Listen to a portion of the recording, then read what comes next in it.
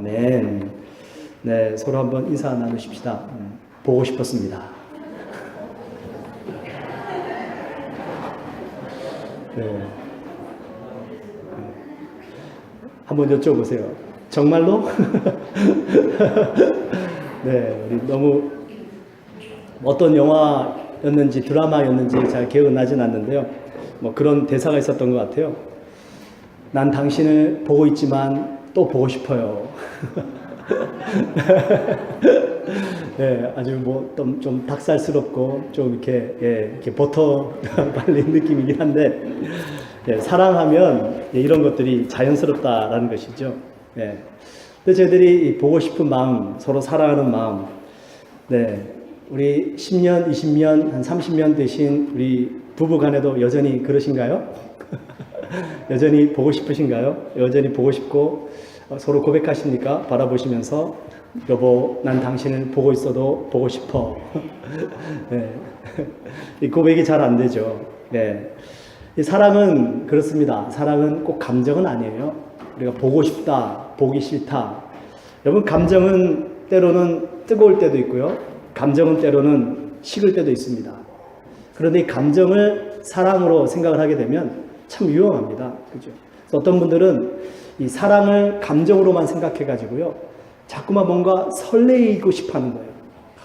내 남편과 좀 설렘을 갖고 싶고, 또 아내와 설렘을 갖고 싶고, 뭔가 좀 로맨틱한 그런 분위기를 만들어 가고 싶은 것입니다. 여러분, 그렇게 끊임없이 감정적인 사랑을 추구하다 보면, 어떻게 될까요? 큰일 납니다. 위험합니다. 우리의 사랑은 때로는 그렇습니다. 뜨거울 때도 있고, 또 때로는 차가워질 때도 있지만, 그러나 그 사랑이라는 마음은 감정과 관계없이 여전히 그 안에 뿌리 잡고 있는 것이에요. 오늘 여기 지금 마태복음서를 읽어보시면 예수님께서 십자가에 죽으시고 부활하셔야 되겠다는 말씀을 한 3번 정도 제자들에게 말씀을 하십니다.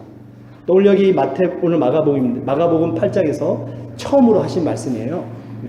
3번 중에 처음으로 하신 말씀인데, 그 처음 예수님께서 31절입니까? 보시면은 인자가 많은 고난을 받고 장로들과 대제사장들과 서기관들에게 버림받아 죽임을 당하고 사흘 만에 살아날 것을 비로소 그들에게 가르치시되, 제자들과 아마 오랜 한 2년 동안 생활하셨던 것 같아요. 이제 겨우 남은 세월이 한 1년 정도 남았을까요? 지난 2년 동안 제자들과 얼마나 많은 추억들이 있었겠습니까? 이제 제자들과 동고동락하시면서 많은 시간들을 함께 보내셨습니다. 정도 쌓였겠죠. 그래서 예수님께서 이제는 때가 되었다. 내가 이들에게 앞으로 일어날 일들에 대해서 조금씩 귀뜸을 해주고 얘기를 해줘야 되겠다. 그렇게 예수님께서 생각하시고 처음 제자들에게 나는 이제 십자가에서 죽고 이 대제사장들과 장로들로부터 큰 고난을 당하고 십자가에서 죽게 될 것이다. 하지만 3일 만에 다시 살아날 거야. 라고 예수님께서 분명히 말씀하십니다. 근데 제자들의 반응이 어떻습니까? 32절을 보시면 이 말씀을 하시니 베드로가 예수를 붙들고 항변하매 이렇게 얘기하죠. 이제 마태복음서에도 이게 똑같이 기록이 되어져 있는데요. 마태복음서를 보시면 좀 더 상세하게 베드로의 반응이 나옵니다. 마태복음서에서는 베드로가 어떻게 예수님께 반응을 하냐면 32절에 베드로가 예수를 붙들고 항변하며 반항한다는 뜻이죠. 그러면서 예수님의 옷자락을 부여잡았을 것 같아요. 주여 그리 마옵소서, 이 일이 결단코 주께 미치지 못하리이다. 베드로가 막아서는 겁니다. 여러분, 스승의 입장에서는 참 감사할 것 같아요. 내가 그래도 그동안 제자들에게 희생하고 봉사하고 가르친 것이 헛되지 않구나. 나의 제자들이 나를 이렇게 생각을 해주는구나. 참 얼마나 감사한 마음입니까? 우리 성도님들 안에서 서로 리더에게, 셀장님에게, 혹은 여러 우리 부서장님들에게 셀장님 수고 많으십니다. 우리 권사님 수고 많으십니다. 우리 집사님 수고 많으십니다. 저희가 좀 도와드릴게요. 얼마나 따뜻한 정이 나누어집니까? 목사님 수고 많으십니다. 혹시 힘들진 않으십니까? 얼마나 참 따뜻한 말들입니까? 정이 있는 것이죠. 여러분, 사람은 정이 있어야 될 줄 믿습니다. 무정하면 안 됩니다. 우리 성경에 보시면 디모데서도 말씀하시고 로마서에서도 말씀하시고요. 마지막 때가 다가올수록 점점 더 사람들이 정이 떨어진답니다. 무정하대요. 근데 이 무정한 것은 죄예요, 죄. 로마서 읽어보시면 분명히 말씀하십니다. 우리가 1, 2년 같이 생활을 하고 서로 얼굴을 익히고, 물론 그 과정 속에서 좋은 기억도 있고 안 좋은 기억도 있지만, 그럼에도 불구하고 예수의 이름으로 모여서 한 하나님을 섬김으로 우리가 서로 돈독해지고, 이 비가 온 후에 땅이 더 굳어져 가는 것처럼 서로 이 관계들이 점점 더 끈끈해져 가야죠. 점점 더 관계가 느슨해지거나 점점 더 관계가 서로 멀어지거나 그래서는 안 됩니다. 정이 있어야죠. 예수님께서 그렇게 제자들과 함께 동고동락을 하신 다음에 이제 예수님이 가실 그 길을 말씀하셨는데, 이 베드로가 그렇게 반응을 합니다. 감사하죠. 스승의 입장에서는. 근데 그것은 우리들의 생각인데 예수님의 생각은 조금 달랐던 것 같아요. 그 베드로가 주여 그리 마옵소서, 이 일이 결단코 당신에게 미치지 못하리이다 라고 하면서 항변하고 예수님의 말씀에 반항하면서 예수님을 붙잡으니까 예수님께서 뭐라고 말씀하십니까? 33절에 보십시오.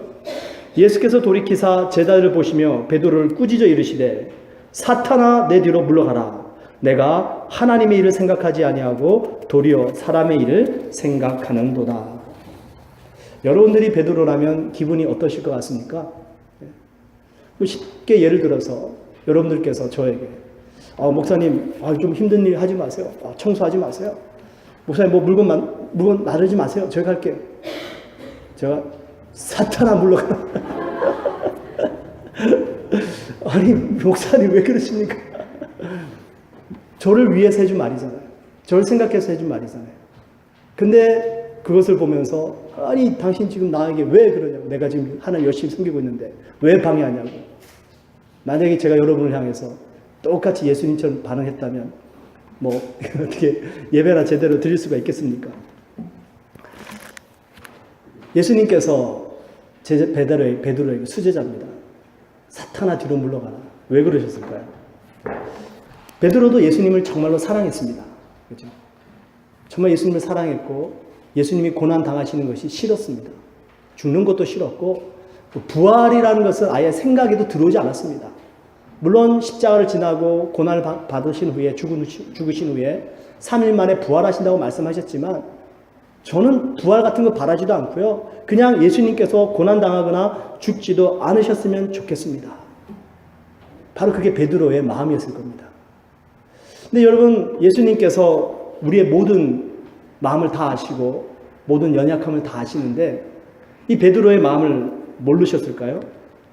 분명히 아셨습니다. 베드로가 예수님을 위해서 그 말을 한다는 사실을 베드로는 분명히 알았고 예수님 또한 분명히 알았습니다. 근데 예수님께서는 아주 단호하게 가차없이 베드로에게 사탄아 내 뒤로 물러가라 이렇게 얘기하십니다. 그러면서 중요한 말을 해나가시죠.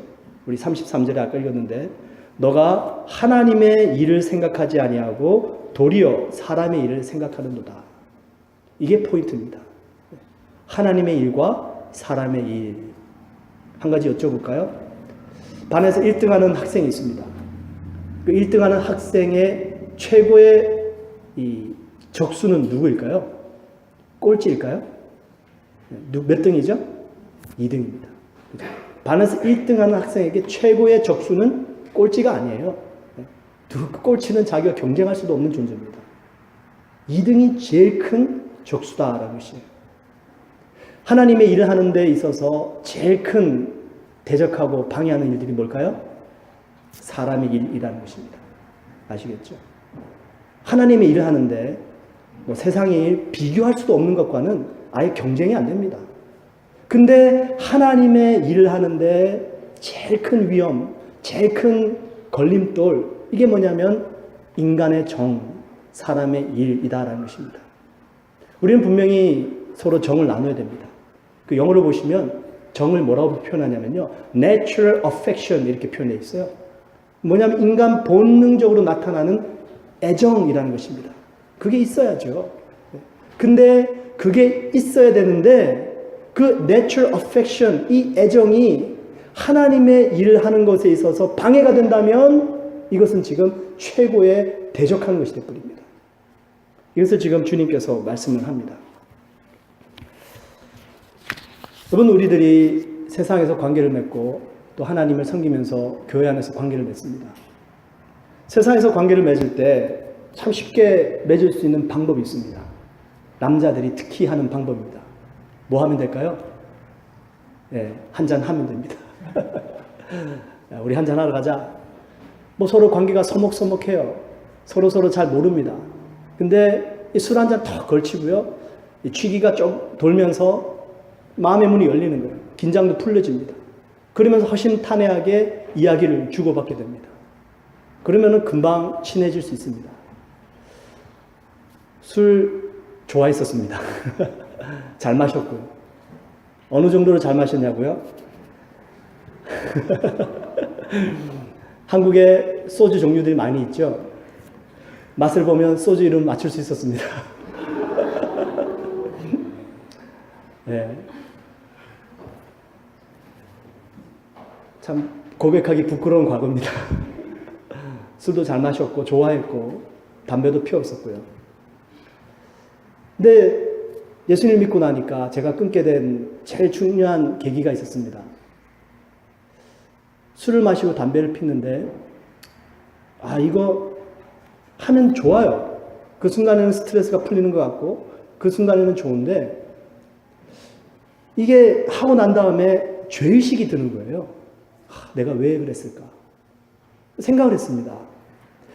그 술을 마시고 담배를 피므로 말미암아 내가 즐기는 것보다 그걸 한 다음에 찾아오는 죄의식이 크다면 이건 내가 지금 어리석은 짓을 하고 있는 것이구나. 주님 도와주세요. 담배 연기가 역겨워지기 시작하고요. 술을 더 이상 입에 대고 싶지 않게 되더라고요. 여러분, 술을 마시고 안 마시고는 뭐 죄다 아니다 참 얘기하기가 어쩌면 애매할 수 있습니다. 예를 들어서 아주 술 때문에 큰 곤욕을 치는 분이 계십니다. 그런 분 앞에 우리가 술은 죄가 아니에요 얘기를 한다면 그분이 뭐라고 반발하겠습니까? 당신이 술 마시는 사람과 살아봤습니까?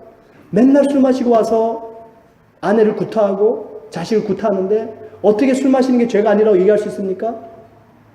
얘기 못하죠. 또 어떤 분은 이런 분도 있을 겁니다. 병원에 갔더니 저혈압이에요. 의사가 처방을 해주는데 뭐 약도 먹지만 술을 조금씩 드세요. 와인 조금씩 한 잔 마시세요. 혈액순환을 위해서 도움이 됩니다. 처방해줬어요. 먹을 수 있잖아요. 저희들이 술을 먹고 안 마시고 이걸 가지고 죄다 아니다 얘기하기는 참 어려울 수 있습니다.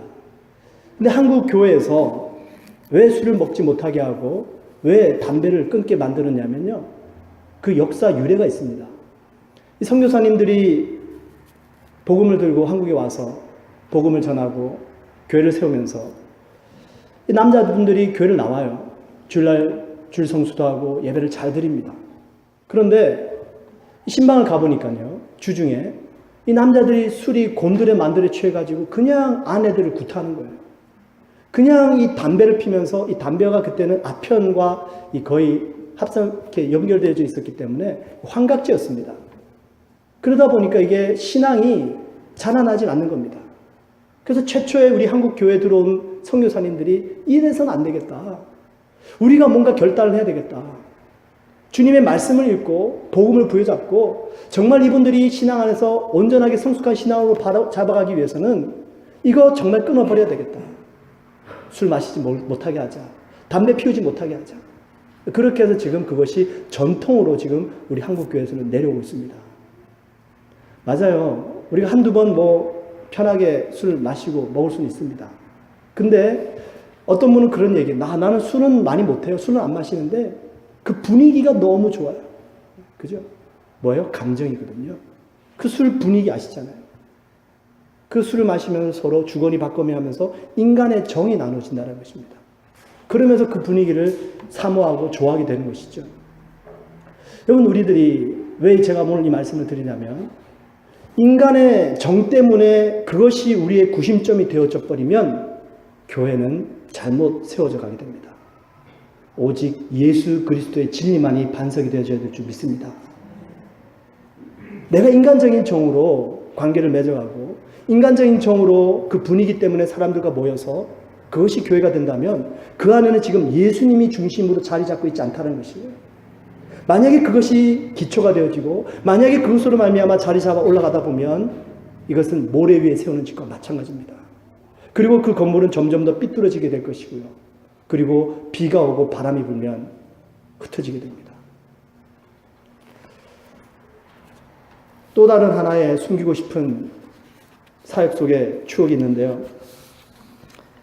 부목사 때였습니다.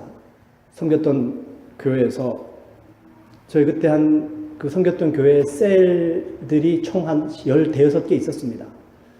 제가 그 교구장이죠. 그러니까 한국으로 따지자면 제가 한 6, 7개, 한 반 정도의 셀들을 담당자로 맡고 또 나머지 반은 다른 목사님이 맡았습니다. 연말이었습니다. 한 셀장님이 연락이 와서 우리 셀 모임을 하니까 목사님 와서 같이 좀 예배 좀 드려주세요. 부탁을 받고 갔습니다. 가서 이제 예배를 드리고 이제 식사를 하는데 메뉴가 스테이크예요. 이제 크리스마스 전날 연말이니까 아주 셀장님이 근사하게 요리를 준비를 하셨더라고요. 그러면서 이렇게 스테이크가 쫙 나오고 요리들이 쫙 나오면서 셀장님이 한 집사님에게 이렇게 눈짓으로 그거 가져왔어? 그러는 거예요. 남자 집사님 가져왔죠. 그러면서 뭘 꺼내냐 보니까 와인을 한 병 딱 꺼내실 거예요. 그러면서 또 와인 잔도 그렇게 똑같은 잔을 똑같이 얼마나 어떻게 준비를 하셨는지 쫙 돌리시는 거예요. 순간 너무 당황이 되더라고요. 내가 여기에 있어야 되나? 가야 되나? 너무 당황스러운 거예요. 그러면서 어떻게 있는데 거기 앉은 이제 셀 가족분들이 목사님 괜찮죠? 뭐 셀장님도 그래요. 뭐 한 잔 정도는 괜찮아. 그러면서 술을 따르고 그러면서 성찬을 하시더라고요. 저는 어떻게 해야 되나 참 갈등이 심했었습니다. 그러다가 앉아있다가 얼른 식사만 하고 나와버렸죠. 참 마음이 아팠습니다. 왜 마음이 아팠냐면 이거 교회 모임이잖아요. 물론 뭐 한두 잔 하는 건 괜찮은데 그런 것들로 연말의 분위기를 잡아간다는 것이 우선 마음이 아팠고요. 더 마음이 아팠던 것은 뭐냐면 제 자신 때문에 마음이 아팠습니다. 여러분 술을 마시고 담배를 피는 분들 정죄하고 싶지 않습니다.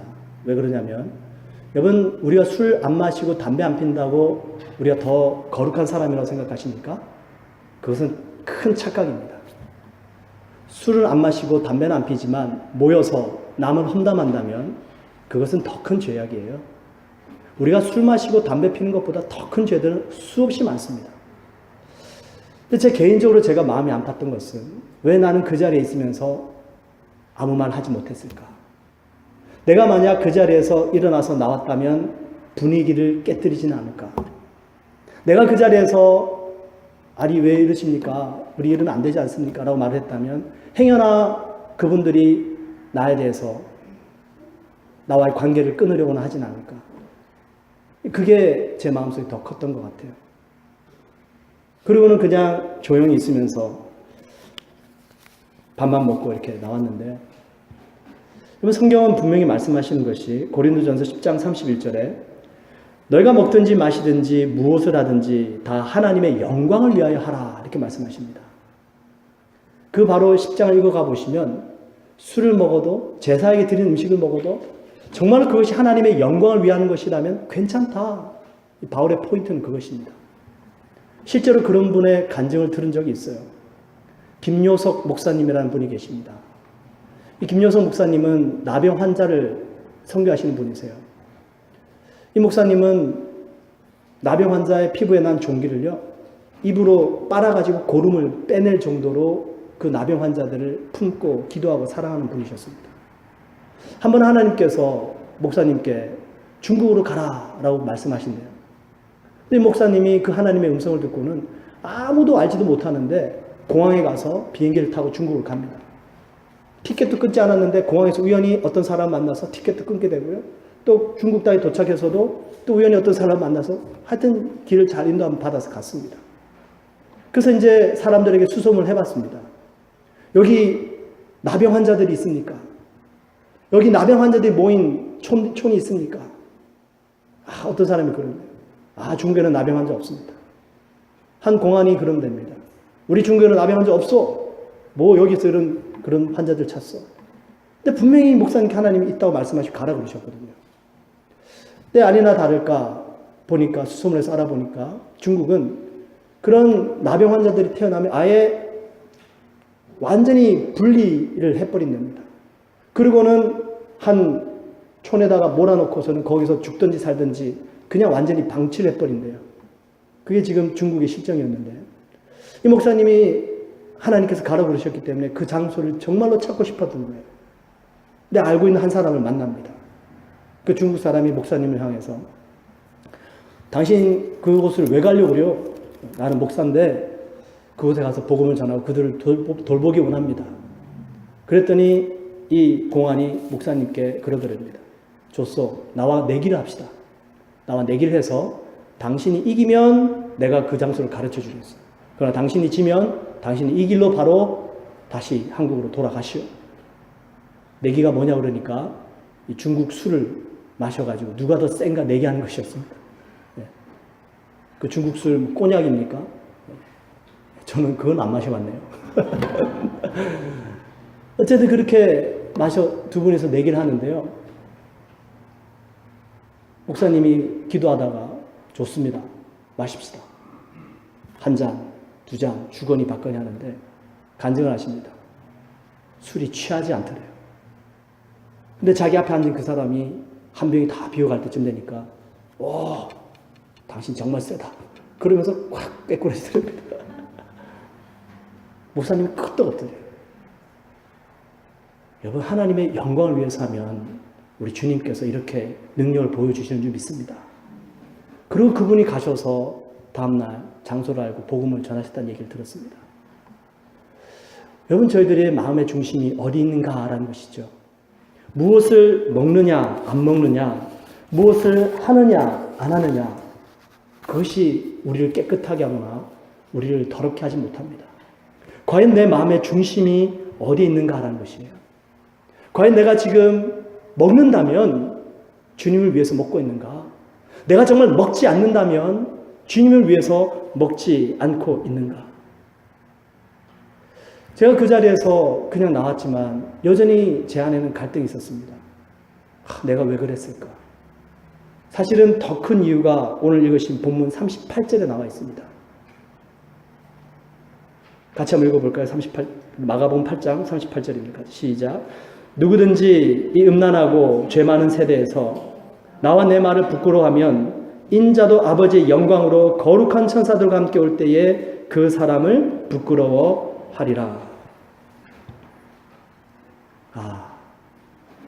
내가 주님을 부끄러워했구나.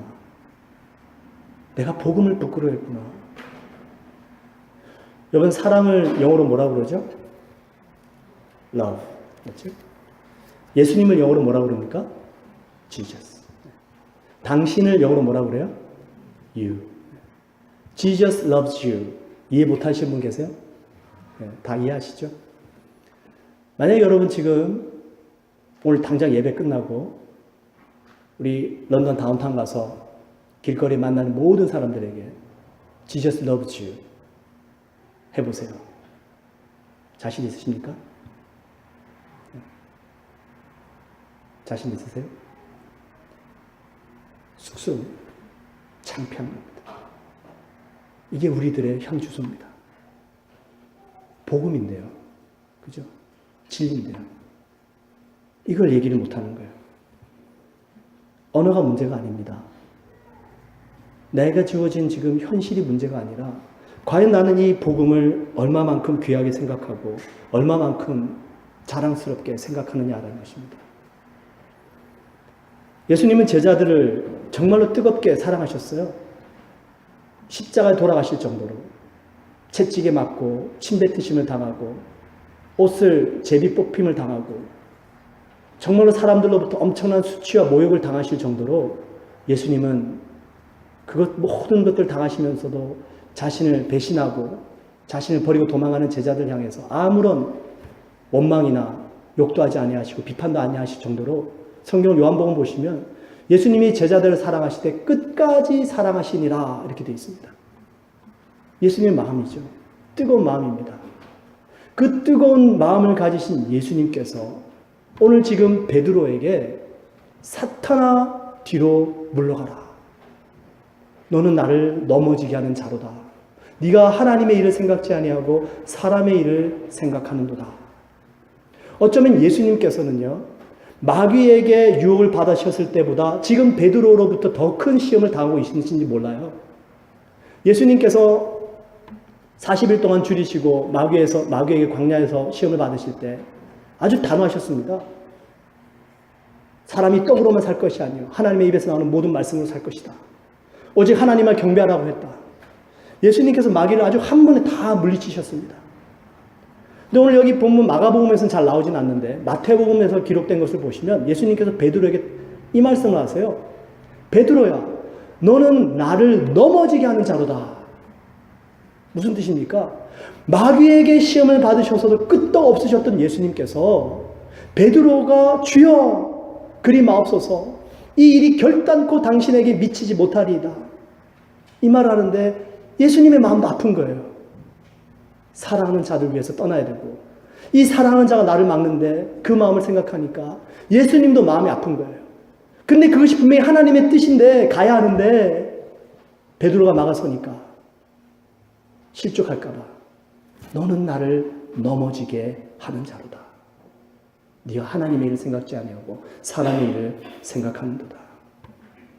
예수님이 베드로에게 그래서 꾸짖듯이 말씀하신 겁니다. 이 말씀하시는 거 보면 예수님은 참 냉정하신 것 같아요. 아주 냉철하시죠. 여러분, 우리는 뜨거운 신앙으로 하나님을 섬겨야 된다고만 생각했는데요. 이 말씀을 묵상을 하다 보니까 이 계시록에 있는 라오디게아를 향하신 주님의 음성이 다시 한번 새롭게 깨달아졌습니다. 그 라오디게아를 향하신 하나님께서 뭐라고 말씀하십니까? 라오디게아 교회야, 너희는 첫사랑을 버렸다. 너희의 신앙을 뜨겁게 하든지 아니면 차갑게 하든지 둘 중에 하나 택해라. 그러나 미지근한 것은 싫다. 너희가 미지근하면 내가 너희를 뱉어버리리라. 그 말씀을 정확하게 계시록 3장 15절 16절에 이렇게 기록하는데요.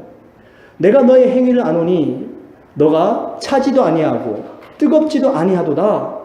너희가 차든지 뜨겁든지 하기를 원하노라. 내가 이같이 미지근하여 뜨겁지도 아니하고 차지도 아니하니 내 입에서 너를 토하여 버리리라. 미지근한 것이 뭘까요? 뜨거운 것과 차가운 것이 합쳐진 거잖아요. 미지근한 겁니다. 세상과 하나님을 동시에 섬기고자 하는 마음이에요. 하나님도 좋고 세상도 좋고 인간의 정도 나누고 교회도 다니고 뭔가 좋은 거죠. 근데 여기 지금 계시록의 말씀을 생각해 보니까 뜨겁든지 차갑든지 하라 말씀하세요. 만약에 뜨거운 마음으로 주님을 섬기는 것이 좋은 것이라면 주님께서 뜨겁기만 하라라고 말씀하셨을 텐데 차갑든지도 하라 이렇게 말씀하세요. 차가운 것도 괜찮은 것 같아요. 주님. 어디가 차가워야 될까요? 뜨거운 마음으로 주님을 위해서 헌신하지만 때로는 하나님의 일을 하는 것에 있어서 다른 걸림돌이 있을 때 거기에 대해서 우리의 자세들은 어떻게 된다고요? 냉정하고 냉철하고 차가워져야 된다는 것입니다. 그러지 못하다 보니까 자꾸만 끌려져 가게 되고 자꾸만 뜨거운 신앙 안에 찬물이 끼얹어져서 미지근한 신앙으로 전락해 버리더라는 것이죠. 냉철할 땐 냉철하고 끊어버릴 일들은 끊어버리고 그리고 뜨겁게 주님을 사랑하고 뜨겁게 주님을 섬겨야 될 때는 뜨겁게 주님을 섬기라. 이것이 바로 하나님께서 우리를 향하신 뜻입니다. 어렵습니까? 예, 어렵습니다. 그러나 십자가를 바라보면 승리할 수 있습니다. 예수 그리스도의 십자가를 바라보면 그 십자가에서 하나님께서 우리에게 주시는 말씀과 능력이 있습니다. 아버지와 아들이 있었는데 이 부자는 설탕을 먹으면 안 돼요. 아버지가 아들이 태어나면서부터 얘기를 해줍니다. 아들아, 우리는 결코 설탕을 먹어서는 안 된다. 그 설탕을 먹으면 우리 몸 안에 이상하게 변화가 생겨서 그것이 내 피부로 번져서 피부에 붉은 반점이 생기고 그 반점이 피부로 돋아나면서 혹이 되어서 터져서 온몸이 붉게 피로 물들고 결국에는 죽게 될 것이다. 아버지가 아들에게 끊임없이 교육하고 가르쳤습니다. 아들이 그 말을 들으면서 자랐어요. 아, 나는 설탕을 먹으면 안 되는구나. 조심해야지. 설탕을 먹으면 죽는구나. 조심해야지. 내 어린 아이들이 자라면서 그게 어떻게 잘 됩니까? 얼마나 유혹이 큽니까? 그 달달한 거 먹고 싶죠. 어느 날 아버지와 아들이 여행을 가는데 그 마을에 축제가 벌어졌습니다. 그 축제가 벌어진 곳에 가보니까 아이들마다 저마다 풍선도 들고 있고 솜사탕도 다 들고 있는 거예요. 아버지가 잠깐 한눈판 사이에 아들의 손에 솜사탕이 들려져 있습니다. 아버지가 아들 잠깐 봤더니 그 들려진 솜사탕에다가 입을 대려고 하고 있어요. 아버지는 순간적으로 본능적으로 그 아들 손에서부터 솜사탕을 낚아챘습니다. 빼앗았어요. 아들이 울기 시작합니다. 보태기 시작합니다. 왜 못 먹어요? 한 번만 한 입만 먹게 해주세요. 한 번만 맛보게 해주세요. 아버지는 언젠가는 이런 날이 올 줄 알았습니다. 그러고는 스스로 그 솜사탕을 아버지가 먹기 시작하는 거예요. 얼마 지나지 않아서 아버지 몸에 변화가 생기기 시작합니다. 몸에 붉은 반점이 생기고 그 몸에서 혹이 생기면서 터지기 시작합니다. 아들은 아버지의 모습을 보면서 깜짝 놀라는 거죠. 결국 아들이 보는 앞에서 아버지는 목숨을 잃고 맙니다. 여러분, 이게 십자가입니다. 그 아들이 솜사탕에 대한 유혹이 또 있을까요? 솜사탕을 보면서 또 먹고 싶을까요? 우리 주 예수 그리스도, 하나님께서 우리들에게 끊임없이 율법을 주셨습니다. 나의 자녀들아, 죄를 범하지 마라. 나의 자녀들아, 거룩하게 살아라. 나의 자녀들아, 하나님의 뜻 가운데 거하라. 너희가 젖과 꿀이 흐르는 땅으로 인도되었을 때에 거기에 현혹되지 말고 내 율법과 계명을 지켜 행하라. 끊임없이 말씀하셨어요. 그들은 여전히 말을 듣지 않습니다. 그들은 여전히 이방 풍속을 쫓아 세상을 사랑하고 그곳에서 우상을 섬기며 흥청망청 살아갑니다. 하나님은 계획대로 당신께서 직접 이 땅에 오십니다. 그리고 십자가에서 돌아가시는 거죠. 그리고 우리들에게 말씀하십니다. 내가 너를 위해서 죽는다. 그게 십자가입니다. 그 십자가를 보면서 우리가 죄사함의 용서, 죄사함의 은혜만 받는 것이 아니라 그 십자가를 바라볼 때에 죄와 싸워 이길 수 있는 힘이 생기는 줄 믿습니다. 그게 여러분 십자가의 능력이라는 거예요. 복음의 능력이라는 것입니다. 나에게 있지 않습니다. 우리가 세상의 유혹을 받을 때 십자가를 바라보면서 아, 주님께서 바로 그 죄 때문에 돌아가셨지. 내가 고난 가운데 있을 때에 주님께서 나 대신 십자가 져주셨지. 다시 일어나야지. 그게 십자가의 능력입니다. 근데 우리 그리스도인들은 요즘 반쪽짜리 복음을 들고 있어요. 그게 무슨 뜻이냐면 죄 사함의 은혜의 복음만 추구한단 말이에요. 아, 내가 죄를 짓지만 주님은 용서해 주실 거야. 나는 연약하니까, 우리는 다 부족하니까, 내가 죄를 지어도 주님은 또 은혜로우시니까 용서해 주실 거야. 이 복음의 은혜, 죄 사함의 은혜만 붙잡는단 말이에요. 그건 반쪽입니다. 나머지 반쪽이 뭐냐면 복음으로 죄를 이기는 길인 줄 믿습니다. 복음으로 예수 그리스도의 십자가를 바라보면서 세상의 유혹과 싸우고 하나님의 뜻에 순종하고 어떤 고난과 역경 속에서도 부활의 권능을 가지고 다시 주님을 향해 나가는 하나님의 백성들, 이게 바로 온전한 복음인 줄 믿습니다. 여러분, 저희들이 12주년인데요. 이제 저희들은 시작입니다. 이제 시작이고 이제부터 새롭게 우리는 뭔가를 지어가야 됩니다. 여러분들 힘들 때마다 베드로가 예수님께 칭찬 꾸중 듣기 전에 사탄아 내 뒤로 물러거라. 너는 나를 넘어지게 하는 자로다. 네가 하나님의 일을 생각지 아니하고 사람의 일을 생각하는도다. 그 꾸중을 듣기 전에 바로 전에 예수님으로부터 큰 칭찬을 듣죠. 무엇을 통해서 칭찬을 얻습니까? 너는 나를 누구로 아느냐? 베드로가 고백합니다. 주여, 주는 그리스도시요 살아계신 하나님의 아들이십니다. 바요나 시모나, 내가 복이 있도다. 이를 알게 하니는 혈육이 아니요 하늘에 계신 내 아버지시다. 내가 천국의 열쇠를 너에게 주노니 내가 땅에서 무엇이든지 매면 하늘에서도 맬 것이요 땅에서 무엇이든지 풀면 하늘에서도 풀리리라. 음부의 권세가 이기지 못하리라. 여러분, 힘들 때마다, 세상의 유혹이 올 때마다 이 고백을 깊은 내면의 세계 속에서부터 해보십시오. 주님은 나의 그리스도십니다. 주님은 나의 주인이십니다. 주님은 나의 반석이십니다. 주님은 살아계신 하나님의 아들이십니다. 주님, 나를 다스려 주옵소서. 주님께서 우리의 마음을 주장하시고 복음의 능력으로 함께하여 주실 줄 믿습니다.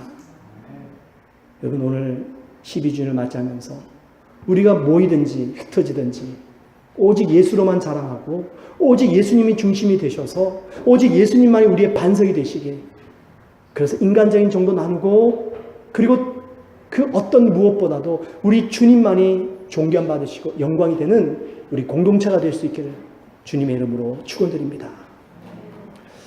하나님 감사합니다. 오늘 부족한 종이 감히 하나님의 복음을 말씀을 나눠봅니다. 두렵고 떨리는 심령으로 나눕니다. 우리 마음 안에 도전과 은혜가 있게 해주셔서 정말 주님만을 섬기고 예수님 중심되는 몸된 교회를 세워갈 수 있기를 간절히 소망합니다. 주여, 몸된 교회를 기억하시고 우리 모든 성도님들의 삶을 축복하여 주옵소서. 우리 같이 한번 기도드릴게요. 할렐루야. 주여 감사합니다.